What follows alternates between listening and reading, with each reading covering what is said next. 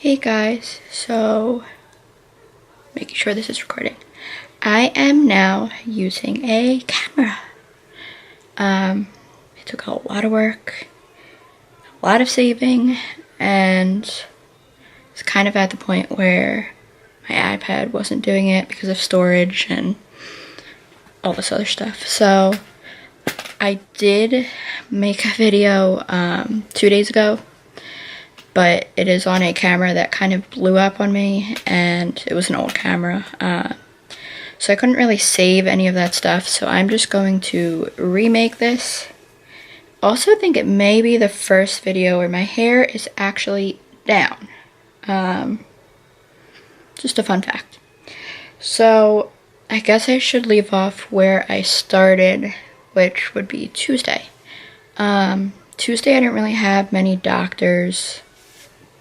Trying to think of when I updated you last. I know it was Monday, I definitely did. So today's the 17th, it's a Sunday. So I guess you could say last week,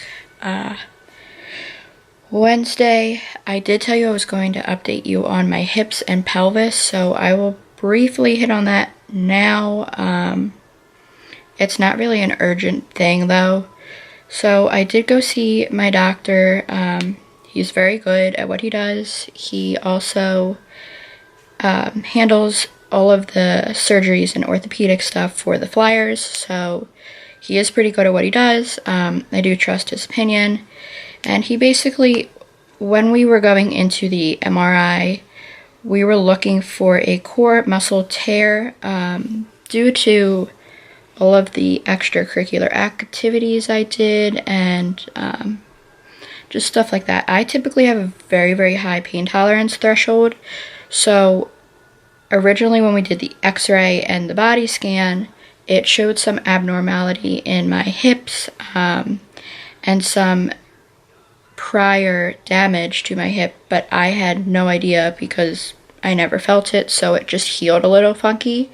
But that's not really an issue. My body did heal, so it just shows some like scar tissue, I guess you could say.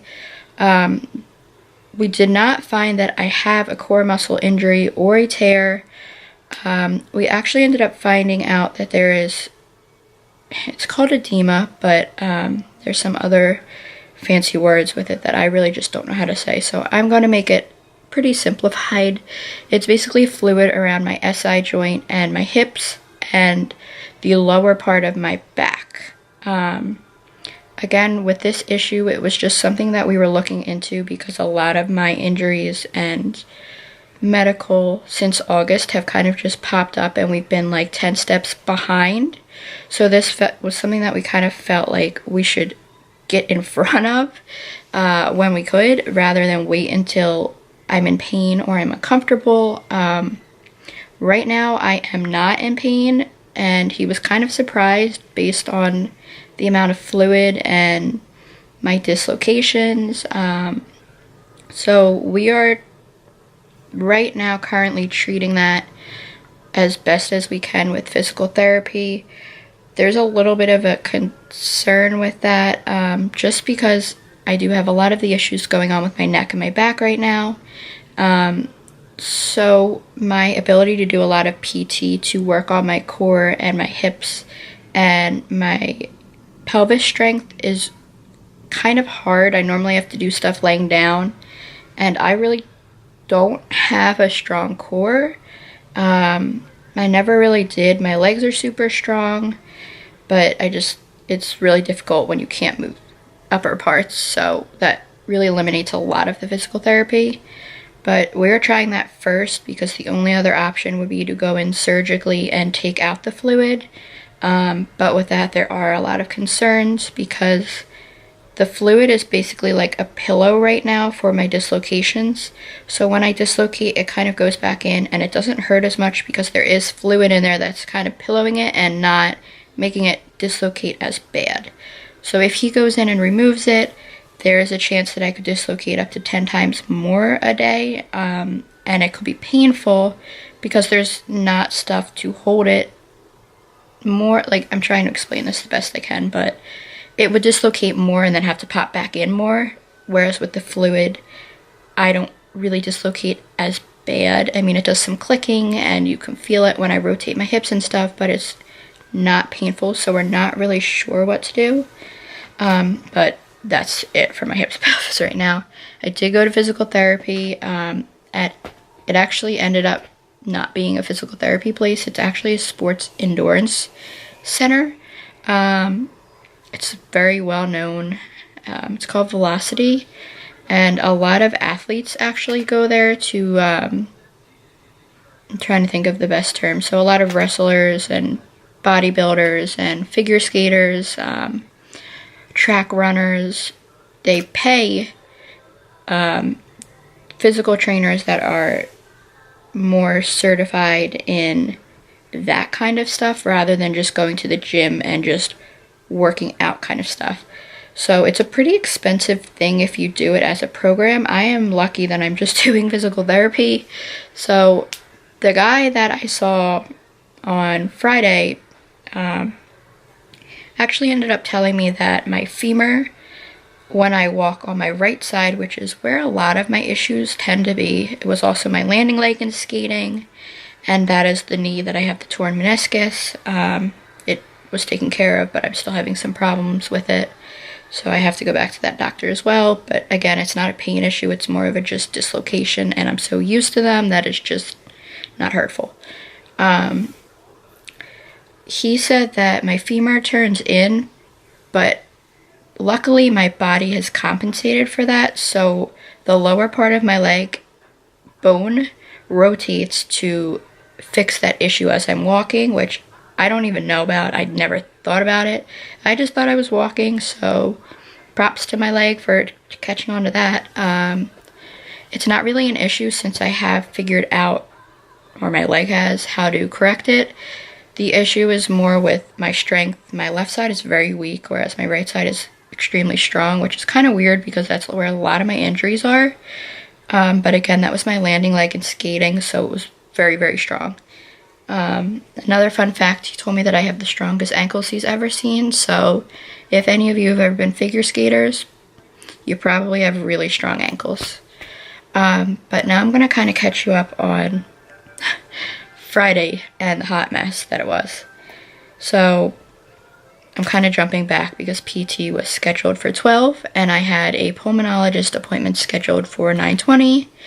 I should know by now that booking appointments, even though that seems kind of far away, doesn't always work out the way you plan it to. So I ended up being stuck at the pulmonologist from 9:15 when I got there until about 11:30, and my PT was about 30 minutes away without traffic, and I had no idea where I was going because it was for an eval and it was on the side of a building and there was no signs. So my pulmonologist really is not that helpful right now. He is the one that sent me out to get the rib shots because he didn't really know what to do. So I just went to him to check on my asthma. I've had asthma for about 5 years, until recently when I had the hay fever or pneumonia or whatever any doctor wants to call it. They've been called different names. He basically, another doctor, told me that I did not have asthma based on a 3-second breathing blowing into a tube test. So I'm not going to give any of that information out because I don't think that's right, but we were kind of like, I've had it for this many years, how is that possible?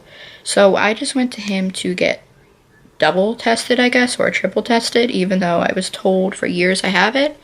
I ended up passing the first breathing test, like above what they thought I was going to do, even though I feel like I'm always out of breath. So, I mean, I guess it's a good thing. But then they felt like, oh, we should just try the nebulizer and see what the results are.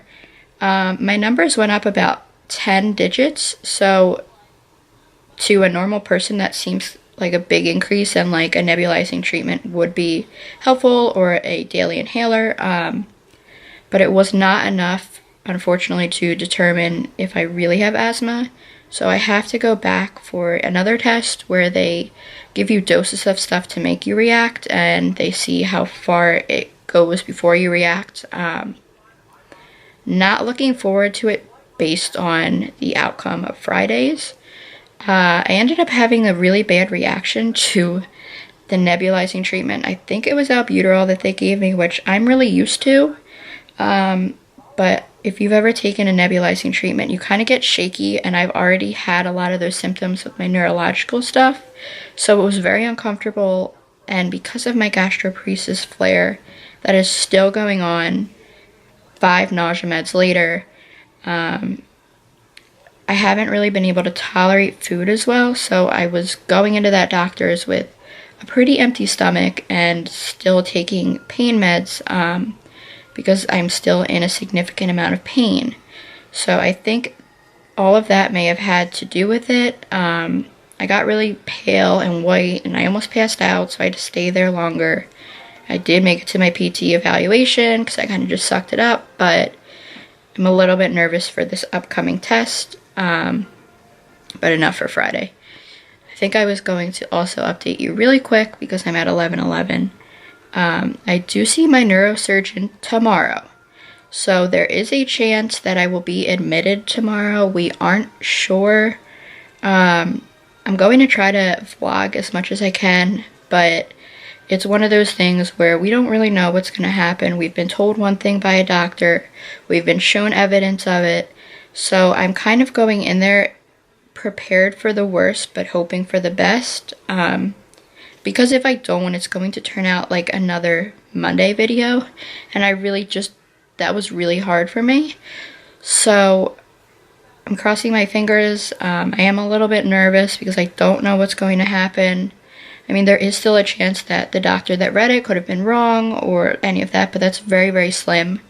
So if you guys could just send me your love and prayers, that would be great. I am going to update you guys depending on the results and the outcomes. It may not be tomorrow. It may. I'm not really sure.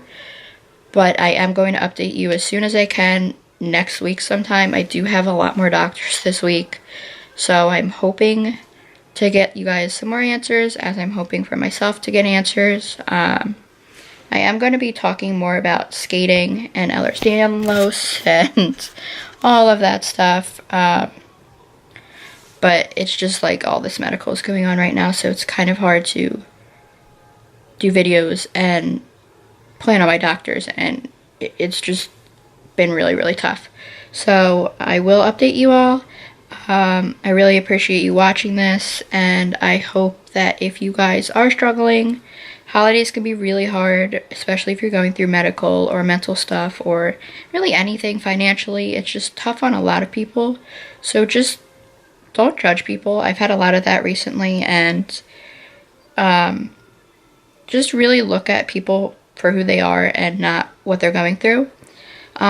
So with that, I will see you guys later. Stay hopeful and positive, and thank you for following my thank you for following me on my journey to fighting for freedom.